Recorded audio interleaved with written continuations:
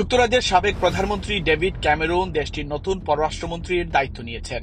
আজ সোমবার মন্ত্রিসভার রদবদলের অংশ হিসেবে তাকে পররাষ্ট্র মন্ত্রণালয়ের দায়িত্ব দেন প্রধানমন্ত্রী ঋষি সুনাক। কনজারভেটিভ পার্টির নেতা ক্যামেরুন 2010 থেকে 2016 সাল পর্যন্ত যুক্তরাজ্যের প্রধানমন্ত্রীর দায়িত্ব পালন করেছিলেন। গণভোটে ব্রেক্সিটের পক্ষে রায় আসার পর প্রধানমন্ত্রী তার দায়িত্ব ছেড়ে দিয়েছিলেন।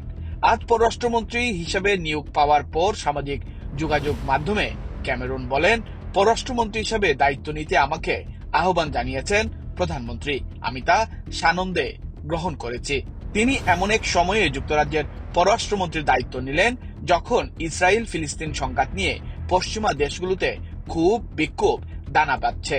এমনই এক ঘটনায় আজ দেশটির স্বরাষ্ট্রমন্ত্রীর পদ থেকে সুয়েলা বেবারম্যানকে সরিয়ে দিয়েছেন প্রধানমন্ত্রী ঋষি সুনাক। সম্প্রতি লন্ডনে ফিলিস্তিনের প্রতি সংহতি জানিয়ে বড় ধরনের মিছিল সমাবেশ হচ্ছে। এর পাল্টা সমাবেশও হচ্ছে। লন্ডনে মেট্রোপলিটন পুলিশ ফিলিস্তিনপন্থী বিক্ষোভকারীদের প্রতি বাড়তি সহানুভূতি দেখিয়েছেন বলে মন্তব্য করে সমালোচনার মুখে পড়েছিলেন বেবারম্যান। পররাষ্ট্রমন্ত্রীর দায়িত্ব নিয়ে সাবেক প্রধানমন্ত্রী ডেভিড ক্যামেরুন বলেন, ইউক্রেন যুদ্ধ ও মধ্যপ্রাচ্য সংকট সহ নানা ভয়াবহ চ্যালেঞ্জের মুখোমুখি হচ্ছি আমরা।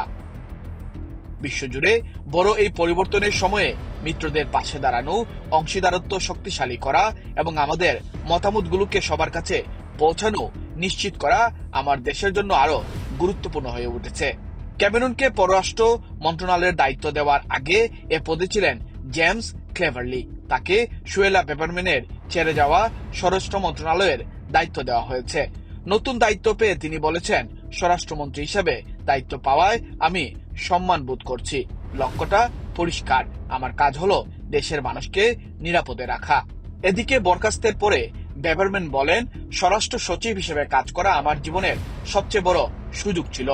আমি তা সর্বশক্তি দিয়ে চেষ্টা করেছি দেশের স্বার্থ রক্ষা করা, কিভাবে দেশকে আরো উন্নতির দিকে নিয়ে যাওয়া যায়। সাউথ এশিয়ান বংশোদ্ভূত সুয়েলা বেবারম্যান হলেও তার বিভিন্ন কার্যক্রম অভিবাসীদের বিরুদ্ধে গিয়েছে, আর তাই অনেক সমালোচনার মুখে পড়েছেন সুয়েলা বেবারম্যান। তবে অনেকেই বলছেন ডেভিড ক্যামেরুন একজন সফল প্রধানমন্ত্রী ছিলেন।